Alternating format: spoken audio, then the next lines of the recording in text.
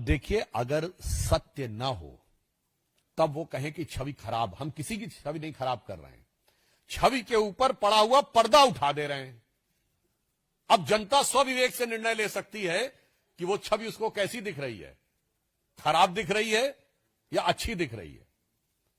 तो इसलिए कांग्रेस का, और जहां तक नेहरू जी के प्रति सम्मान की बात है, तो हमारी मोदी जी की सरकार जब आई थी 2014 में, तो नेहरू जी का 125वां वर्ष था और 125वें वर्ष के सारे कार्यक्रम हमारी सरकार ने पूरे सम्मान के साथ और पूरी गरिमा के साथ निभाए थे। और आप सबको याद हो, उस आयोजन समिति के अध्यक्ष भी श्री राजनाथ सिंह जी, जो तत्कालीन गृह मंत्री थे, वो थे। तो प्रधानमंत्री के रूप में उनका पूरा सम्मान है। विचारधारा के रूप में हम ये जनता के ऊपर छोड़ते हैं कि वो इस चीज को क्या समझते हैं। और वैसे एक और बात कहूं, उस समय की तो बात छोड़िए, आज की छवि कितनी सुंदर है। और ऐसी छवि आंखों में बसी हुई है माओवादियों और मुस्लिम लीगियों की कि मुझे वो पंक्ति याद आती है, कांग्रेस की आंखों में ऐसा दो, एक तरफ मुस्लिम लीग एक तरफ माओवाद, ऐसा आंखों में बसा है कि प्रीतम छवि नैन बसी पर छवि कहां समाए। पूरी तरीके से आंखों में ऐसी छवि बसी, दूसरी छवि आ ही नहीं सकती। देखिए, जो कुछ भी हो रहा है वो न्यायालय के आदेश पर विधिक प्रक्रिया के अनुरूप विशुद्ध, ऑब्जेक्टिव और प्रोफेशनल, यानी वस्तुनिष्ठ और व्यावसायिक दृष्टि से हो रहा है। इस पर पत्थरबाजी से भी बाज आना चाहिए और बयानबाजी से भी बाज। देखिए, वो लोग आदतन बोलते हैं इस तरह के वातावरण में, माहौल को उकसाकर, डाइवर्ट करके, भ्रम पैदा करके, इंडी गठबंधन के दलों में जो आपसी प्रतिस्पर्धा है कट्टरपंथी वोटों के लिए, ये उसका एक अंग है मुझे लगता, मगर देश की जनता इसको बहुत गंभीरता से नहीं लेती। यही सारी बातें अपने आप में, देखिए, इस घटना के दो पक्ष हैं। एक है लीगल पक्ष, टेक्निकल यानी वैधानिक पक्ष, और एक है राजनीतिक पक्ष। लीगल और वैधानिक पक्ष पे सरकारी एजेंसी और पुलिस काम कर रही है, और राजनीतिक पक्ष के ऊपर क्या हो रहा है यह बहुत साफ दिखाई पड़ रहा है कि यहां पर भी यह वही भाव है जो दिल्ली में दिखता है और वही मुर्शिदाबाद में दिखता है। दोनों की मानसिकता में कोई अंतर नहीं है। एक ही हमारा स्टैंड बहुत स्पष्ट है। भारत सरकार एक नहीं कई बार इस बातों को दृढ़ता से कह चुकी है। हमारे विदेश सचिव वहां जाकर बात करके आए हैं। उसके बाद ही पहली बार बांग्लादेश की सरकार ने सांप्रदायिक हिंसा की बात स्वीकार की थी। 80 से अधिक केसेस दर्ज हुए थे और भारत सरकार ने बांग्लादेश में बदली हुई परिस्थितियों को ध्यान में रखते हुए भारतीय बंदरगाहों से, मैं पुनः ये बात स्पष्ट करना चाहता हूं, भारतीय बंदरगाहों से व्यापार करने के लिए जो बांग्लादेश को फ्री एक्सेस मिला हुआ था उसे समाप्त कर दिया है।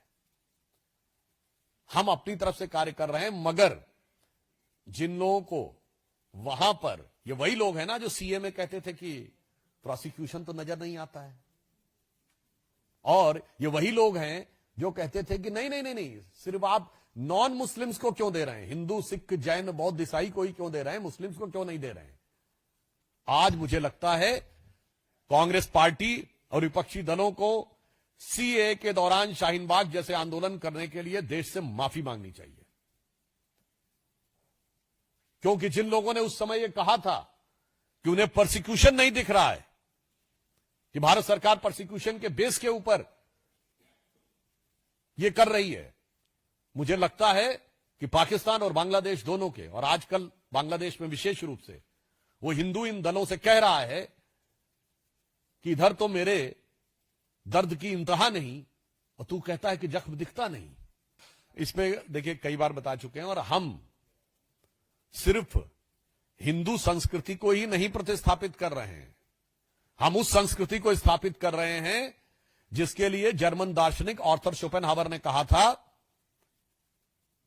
कि Upanishadic philosophy is the product of highest human wisdom. हम उसको पुनर्स्थापित कर रहे हैं, हम उसको पुनर्स्थापित कर रहे हैं। पता नहीं आप लोगों में से कितने लोगों ने इरविन श्रोडिंगर का नाम सुना है, जिसने इलेक्ट्रॉन की वेव की इक्वेशन दी थी। अगर जिन्होंने 11th 12th में भी फिजिक्स पढ़ी होगी तो श्रोडिंगर वेव इक्वेशन पढ़ी होगी। क्वांटम फिजिक्स के 3 लोग पिता माने जाते हैं, Planck, Max Planck, Werner Heisenberg और इरविन श्रोडिंगर।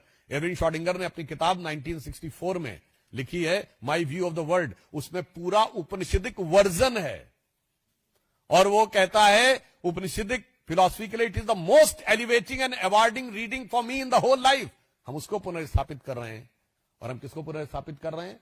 पुनः मैंने आप लोगों से बोला था, फिर बताए दे रहा हूं, आज एआई का जमाना है। एआई का सबसे प्रचलित टूल चैट जीपीटी है। चैट जीपीटी के मालिक सैम ऑल्टमैन से एक इंटरव्यू में पूछा गया था कि कौन सा ऐसा क्वेश्चन है जिसका आंसर एआई को नहीं पता है पर आपको पता है।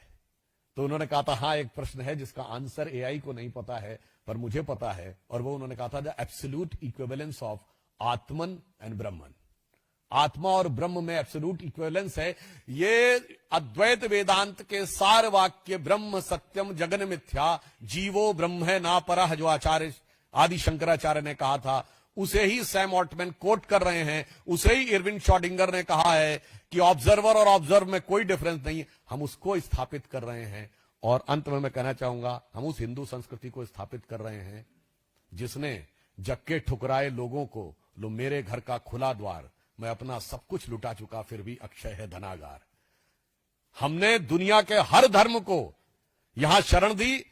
मैं पुनः ये बात कह चुका हूं, फिर कह रहा हूं, एक देश बताइए जिसमें दुनिया में पाए जाने वाले सारे धर्म पाए जाते हो, वो सिर्फ भारत है। पारसी अपनी जमीन से मिट गए, भारत में फल फूल रहे हैं। यहूदियों पे एकमात्र देश जहां कोई परसिक्यूशन नहीं हुआ वो सिर्फ भारत है। इस्लाम के सारे फिरके पाए जाते हैं, 57 में से एक मुस्लिम देश नहीं, सिर्फ भारत है। क्रिश्चियनिटी के सारे सेक्ट जहां पाए जाते हैं वो सिर्फ भारत है।